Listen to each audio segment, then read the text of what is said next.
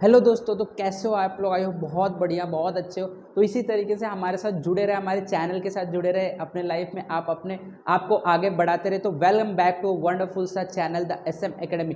तो आज के लेक्चर में हम लोग ना कुछ एनर्जी के बारे में डील करने वाले, जैसे कि हम लोग ने लास्ट लेक्चर में वर्क के बारे में डील किया था, वैसे ही हम लोग आज के लेक्चर में कुछ एनर्जी के बारे में डील करने वाले। तो सब लोगों को रेडी हो जाना है, एक एक कंसेप्ट आपको समझ में आएगा, लेकिन आपको इस वीडियो को उसके लिए लास्ट तक देखना होगा। तो लेट अस बिगिन।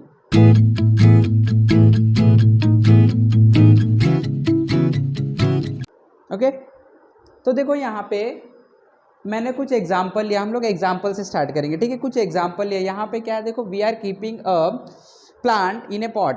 ठीक है, गमले में एक पेड़ है, ये पेड़ को ना हम लोग किस में रखें? डार्क में रखें। ठीक है, तो जब हम लोग पेड़ को डार्क में रखेंगे तो आपको पता है कि क्या होगा। देखो, जब कुछ दिन तक हम लोग पेड़ को डार्क में रखेंगे तो आपको पता है क्या हो जाएगा, जो पेड़ था ये पेड़ इस तरीके से मुरझा जाएगा, राइट। इसके अंदर जो न्यूट्रिएंट्स है, जो भी चीज़ें हैं, वो क्या हो जाएगा? कम हो जाएगा, राइट। बिकॉज इसको क्या हो रहा है? एनर्जी नहीं मिल रहा है। तो यहाँ पे हम लोग एनर्जी के बारे में डिस्कस करने वाले, राइट। तो देखो और एक एग्जाम्पल देखते हैं। जैसे यहाँ पे टीवी है।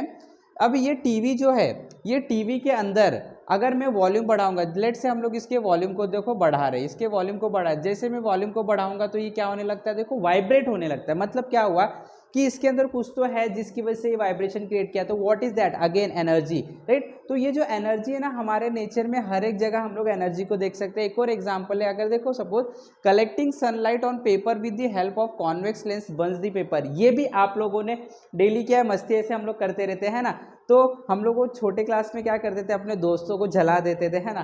तो इसी तरीके से ये है कलेक्टिंग सनलाइट। हम लोग सनलाइट को कॉनकेव जो लेंस है उसकी मदद से हम लोग क्या करें? जमा कर रहे एक पेपर पे। तो आपने देखा जैसे ही पेपर पे जमा हो जाएगा तो ये जो पेपर है वो क्या होने लगता है? जलने लगता है। तो ये सारे चीज़ें जो फिनोमिनॉन हो रहे हैं, it is only due to the energy. तो यस, एनर्जी हमारे नेचर में हर एक जगह प्रेजेंट होती है, हमारे बॉडी के अंदर प्रेजेंट होता है, सब जगह प्रेजेंट होता है। और कोई भी काम करने के लिए एनर्जी की जरूरत होती है। इसके लिए एनर्जी एंड वर्क, काम, energy and work are related. तो आज हम लोग इस टॉपिक में एनर्जी को बहुत डिटेल में डिस्कस करने वाले हैं। ठीक है, तो देखो बेसिकली एनर्जी होता है क्या। अभी जो आपने एग्जांपल देखा उसमें से हम लोग को समझ में आया कि जो आप काम कर रहे हो या तो जो काम आपको दिखाई दे रहा है, जैसे एक पेपर जलने लगा, किस वजह से?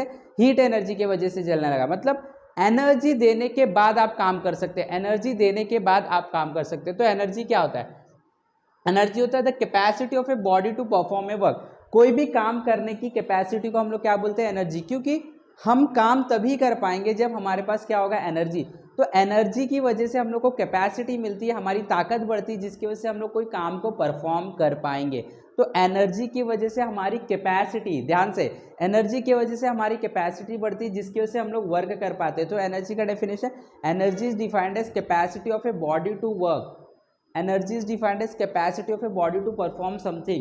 Energy is defined as capacity of a body to do work, right? तो energy, capacity and work, energy, capacity and work. तो कैसे डिफाइन करोगे? Energy is defined as capacity of a body to do work. तो देखो ये जो energy होता है, ये एनर्जी हमारे नेचर में हम लोग इसको दो पार्ट में बांट सकते हैं। Energy, first one is potential energy and second one is kinetic energy. तो एनर्जी क्या होता है हम लोग को पता चल गया। एनर्जी का मतलब होता है the capacity of a body to do work, right.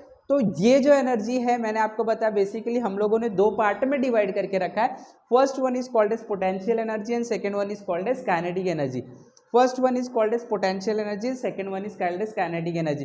तो ये दोनों जो टाइप है एनर्जी की, ये दोनों टाइप की एनर्जी को हम लोग क्या करने वाले? डिटेल में सीखने की कोशिश करने वाले। ठीक है, तो सबसे पहले हम लोग डील करेंगे काइनेटिक एनर्जी से, उसके बाद हम लोग पोटेंशियल एनर्जी से डील करेंगे। ठीक है, ऐसा कुछ नहीं है, पहले काइनेटिक भी आ सकता है, बाद में पोटेंशियल एनर्जी भी। ये क्या है? ये तो टाइप है, राइट। तो हम लोग एक एक करके क्या करने वाले? दोनों टाइप को सीखने की कोशिश करने वाले। ठीक है, चलो देखते हैं काइनेटिक एनर्जी क्या है। देखो, जब भी कोई ऑब्जेक्ट मोशन में होता है, जब भी कोई ऑब्जेक्ट मोशन में होता है तो उनके पास जो एनर्जी होती है उसको हम लोग काइनेटिक एनर्जी बोलते हैं, राइट।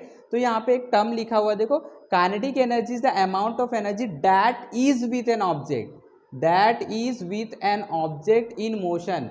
वो ऐसी एनर्जी होती है जो ऑब्जेक्ट के पास होती है, लेकिन ऑब्जेक्ट का कंडीशन क्या होना चाहिए? ऑब्जेक्ट मोशन में होना चाहिए। ऑब्जेक्ट कैसा होना चाहिए? मोशन में। वापस से याद रख लो, kinetic energy motion, kinetic energy motion, kinetic energy motion. तो kinetic energy is the energy which is associated with the object which is in motion.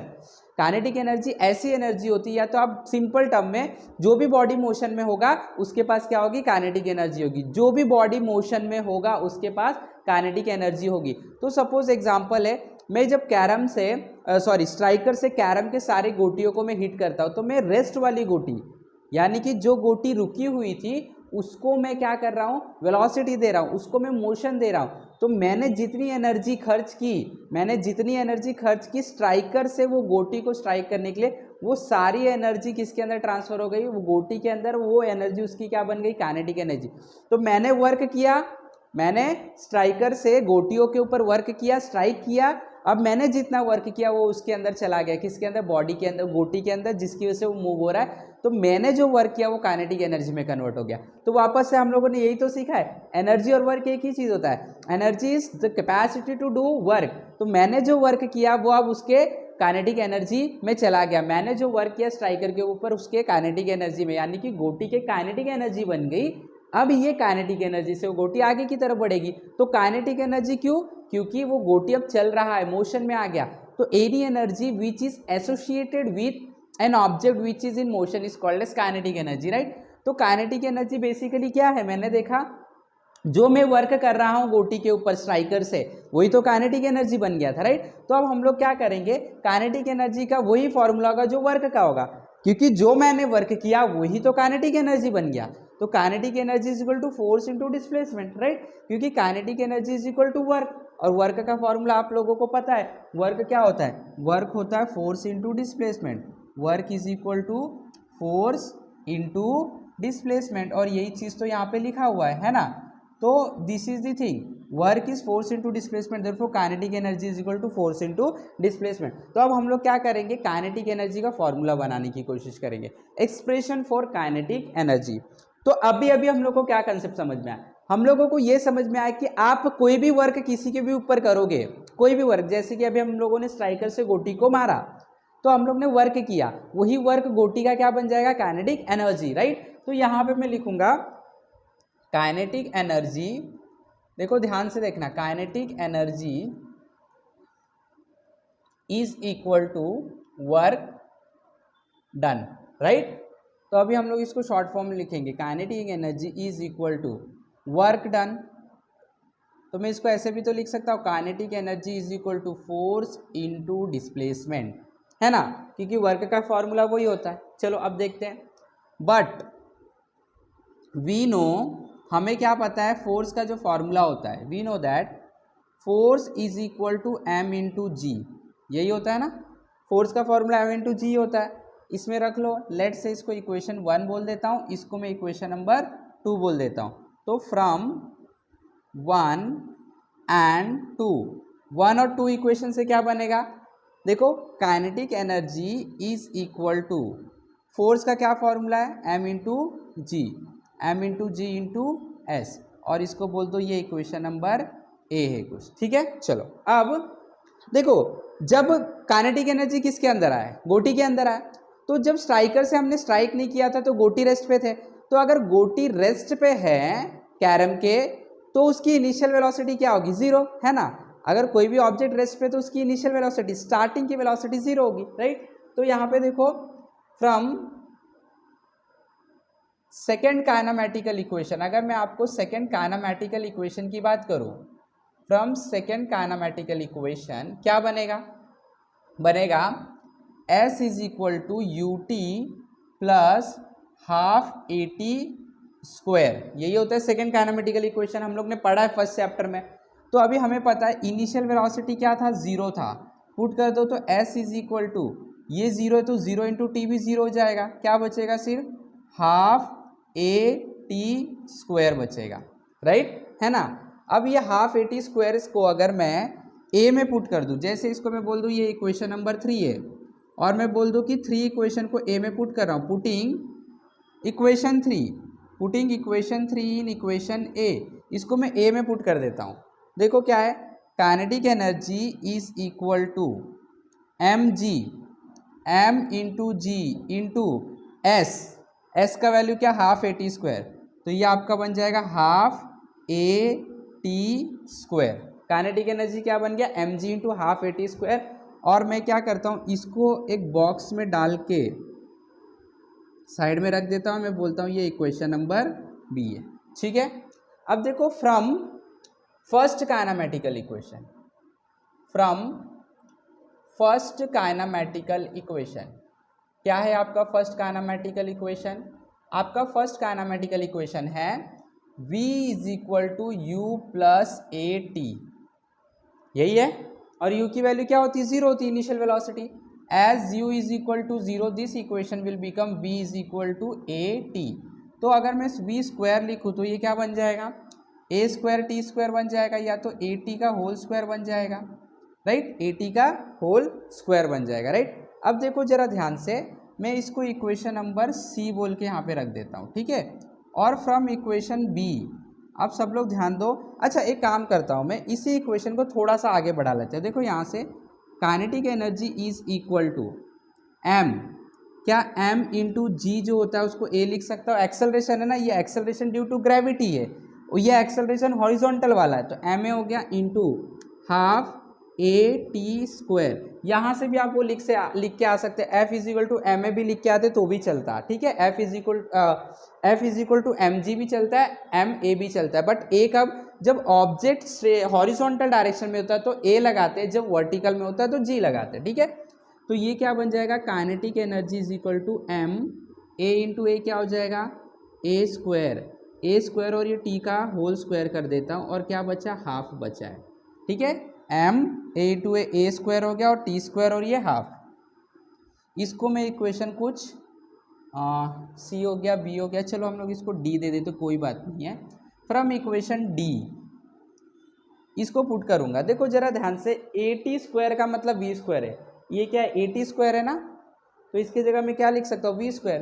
तो ये बन जाएगा kinetic energy is equal to, ये हाफ को पहले लिख देता हूँ, हाफ, ये एम को भी लिख देता हूँ एम, और ए टी स्क्वायर, देखो ए टी स्क्वायर क्या होता है? V square.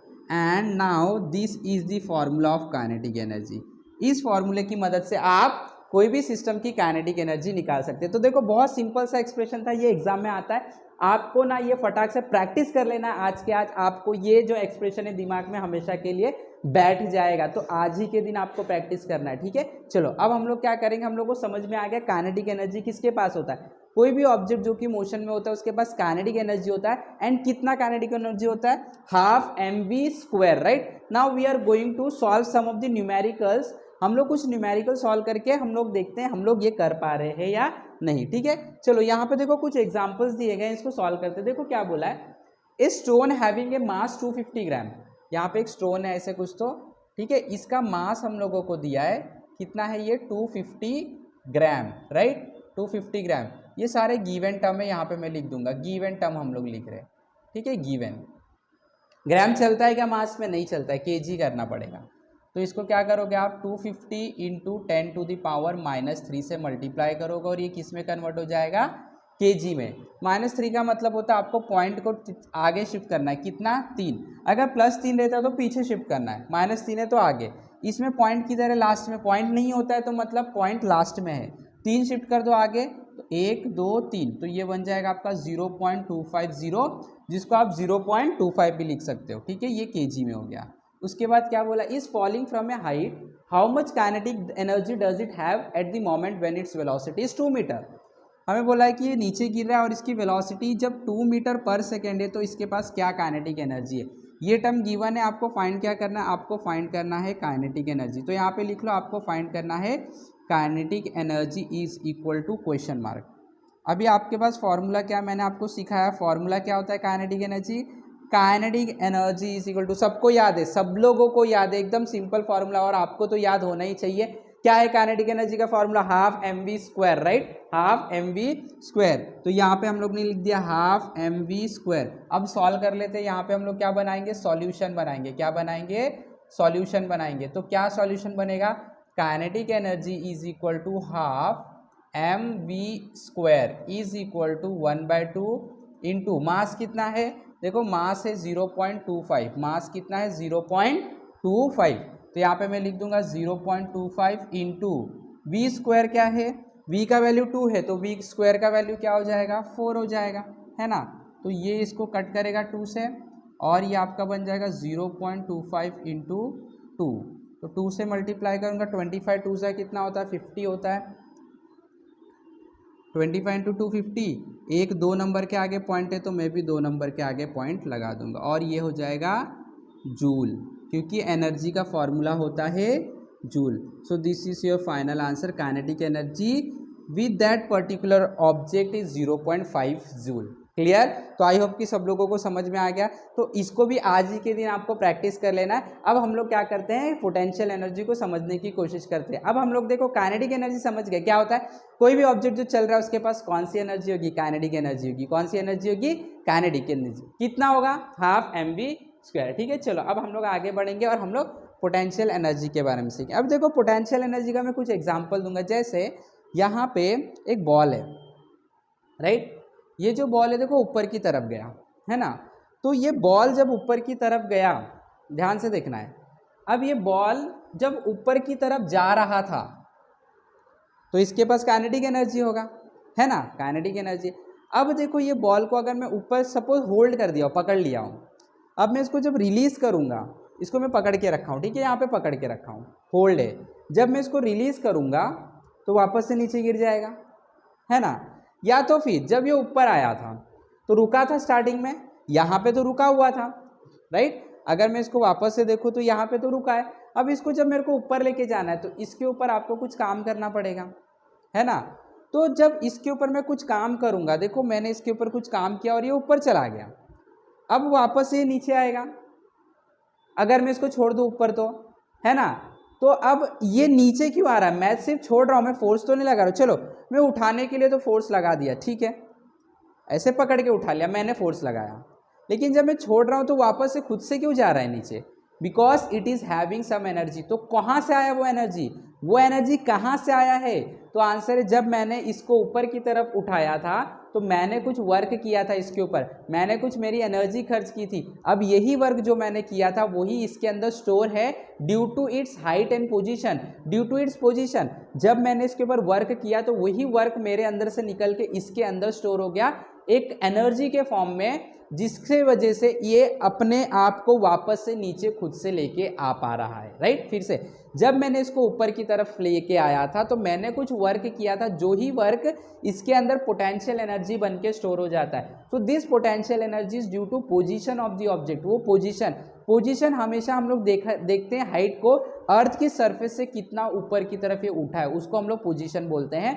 तो इसकी पोजीशन की वजह से with respect to surface of the earth, इसकी पोजीशन के वजह से इसके पास एनर्जी आ जाता है जिसको हम लोग पोटेंशियल एनर्जी बोलते हैं। और ये एनर्जी उतना ही होता है जितना इसके ऊपर काम किया गया है उस पोजीशन पे लाने के लिए, इसके ऊपर यहाँ से यहाँ तक लाने के लिए जो काम किया गया था वर्क, वही इसके अंदर अभी पोटेंशियल एनर्जी बन के स्टोर है। तो देखो यहाँ पे क्या लिखा है, the energy stored in an object, किसी भी ऑब्जेक्ट में जो एनर्जी पड़ी होती because of its specific state और position, very important, because of its specific state और पोजीशन, किसी भी ऑब्जेक्ट के पोजीशन के वजह से जो भी उसके पास एनर्जी होता है उसी को हम लोग क्या बोलते हैं, पोटेंशियल एनर्जी। तो एक बात मैं बता दूं आपको, कोई भी ऑब्जेक्ट अगर हाइट पे रखा हुआ है तो समझ जाने का कि उसके पास पोटेंशियल एनर्जी, बट वो ऑब्जेक्ट रेस्ट पे होना चाहिए, ठीक है, वो ऑब्जेक्ट कहाँ पे रहना चाहिए, रेस्ट पे रहना चाहिए। कोई भी ऑब्जेक्ट अगर रेस्ट पे है और वो सरफेस से कुछ हाइट पे, तो उसके पास क्या होगा, पोटेंशियल एनर्जी। कोई भी ऑब्जेक्ट मोशन में है तो उसके पास क्या होगा, काइनेटिक एनर्जी। एक नंबर क्लियर हो गया ना। तो कोई भी ऑब्जेक्ट अगर मोशन में होगा तो काइनेटिक एनर्जी, कोई भी ऑब्जेक्ट अगर रुका होगा और कुछ हाइट पे होगा अर्थ की सरफेस से तो उसके पास क्या होगा, पोटेंशियल एनर्जी, राइट। तो काइनेटिक एनर्जी हाफ mv²। अब पोटेंशियल एनर्जी के बारे में हम लोग देखेंगे कि इसका जो फॉर्मूला होता है वो क्या होता है, ठीक है। तो जो पोटेंशियल एनर्जी है, पोटेंशियल एनर्जी का भी फॉर्मूला देखो क्या होता है। तो पोटेंशियल एनर्जी मैंने आपको बताया कि ये वही चीज़ है जो आप इसके ऊपर वर्क किए थे, ध्यान से, इसके अंदर भी क्या स्टोर हो गया, पोटेंशियल एनर्जी। कब, जब आप इसको यहाँ तक लेके आए तो आपने वर्क किया, तो potential energy is equal to work, वही वर्क इसमें कन्वर्ट हो गया। तो देखो यहाँ पे potential energy is equal to work का फॉर्मूला आपने देखा है, फोर्स इंटू डिस्प्लेसमेंट। मान लेते हैं हम लोग यहाँ से यहाँ तक का जो हाइट है ग्राउंड की सरफेस से वो h है। तो देखो potential energy is equal to force क्या होता है, m इंटू जी होता है, सब लोगों को पता है m इंटू जी होता है, और डिस्प्लेसमेंट आपका कितना हुआ है, h हुआ है। तो देखो पोटेंशियल एनर्जी का फॉर्मूला आपको मिल गया, potential energy is equal to mg H, right. तो याद रखने का है पोटेंशियल एनर्जी इज mgh। इसका एसआई यूनिट की अगर मैं बात करूँ तो it is energy, the SI unit is joule. Even kinetic energy का भी और पोटेंशियल एनर्जी दोनों का एसआई यूनिट क्या होता है, जूल होता है, because they both are energy. क्या होता है, ऐसा यूनिट जूल होता है। तो एकदम सिंपल था, इसमें भी कुछ नहीं था। चलो इसको भी रिलेटेड एक प्रॉब्लम देख लेते हैं। देखो क्या है, 500 kg water stored in the overhead tank.